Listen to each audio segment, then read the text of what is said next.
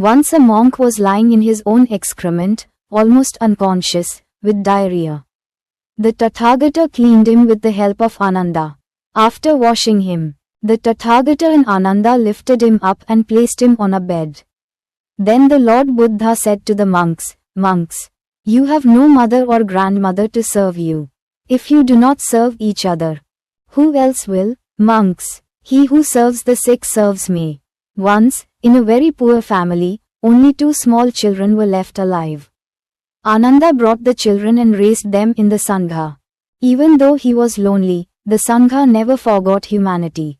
In the Sangha of monks, Ananda felt that Sariputra was the closest. From time to time, he would consult Sariputra. Ananda sought guidance from Sariputra on many subjects, such as Nirvana and Samadhi, and Sariputra gladly gave it. Ananda respected Sariputra. Once, a Brahmin gifted Ananda a beautiful and valuable robe. Ananda took the robe to offer to Sariputra, but since Sariputra had gone elsewhere at that time, the Tathagata ordered that Ananda should keep the robe with him until Sariputra returned. When Sariputra passed away, Ananda exclaimed, "I cannot see directions, I cannot recognize objects. Since that benevolent friend has gone, I see darkness everywhere." Apart from Sariputra, Ananda felt special affection for Mahamudgalyayana, Mahakashyapa, Anuruddha, Ravta. Ananda was skilled in all the tasks that had to be done as a servant of the Buddha. If the Buddha wanted to call a monk or a nun or a male or female worshipper or to send a message to someone, Ananda would do that with great joy. Ananda would also do the task of giving some important news to the Tathagata. Venerable Sir, the Parinibbana of the Nirgrantha Jainputra has just passed away in Pava. Such news of the Parinibbana of the Jan Tirthankara Mahavira had been given to the Tathagata by Ananda. Similarly, Ananda had given the Tathagata the news of Devadatta's plot. A monk named Samudra was preaching wrongly to the people because he did not understand the Tathagata's Dhamma properly. Ananda had taken him to the Tathagata to make him understand the Tathagata's Dhamma properly. Once Ananda had requested the Buddha to explain the Anapanasati to Kimbal and other monks. Ananda would take those who would benefit from the Buddha's vision or teachings to the Buddha. But he would refuse to take anyone to the Tathagata in cases where it would cause trouble to the Tathagata. When the Tathagata was on his deathbed, a man named Subhadra said to Ananda, "Venerable Ananda, I want to see the recluse Gautam." "No, dear Subhadra, the Tathagata is tired. Do not disturb him," Ananda replied. 3 times Subhadra requested Ananda, and 3 times Ananda refused. The great sage heard this. "Subhadra wishes to see me with a desire to know the Dhamma, so send him." When the Tathagata told Ananda, Ananda arranged for Subhadra to meet the Tathagata. At that time, the Mallas of Kushinara had come with their families to have a last glimpse of the Tathagata.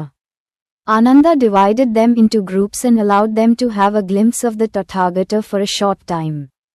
Once, Prince Buddhi, the son of King Udayana, invited the Tathagata to his palace. To honor the Lord Buddha, he had spread a high carpet from the door for the Tathagata to walk on. Walking on the carpet with such a desire was not in accordance with the monks' rules.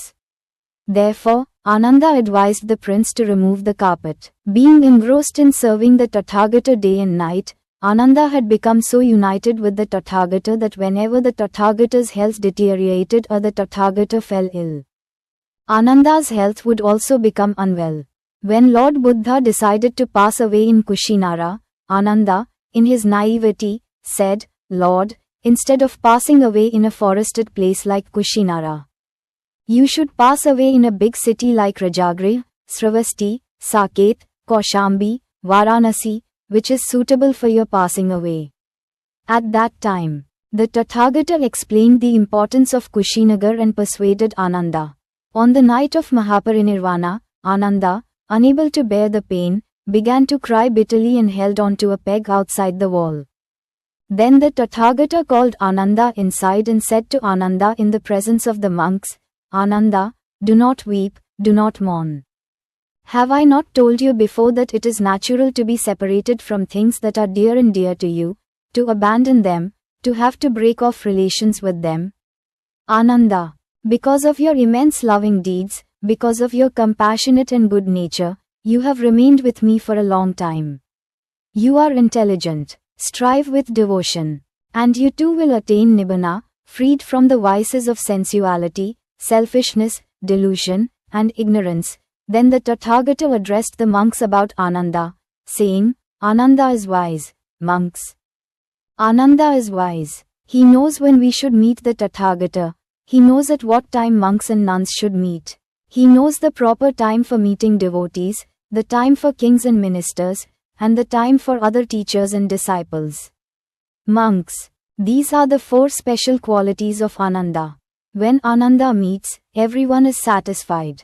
Seeing him, they are happy. Hearing Ananda's words, everyone is happy. When joy ceases, it becomes restless. The Upathapaka, Ananda of the Tathagata had these qualities. Ananda had a long life.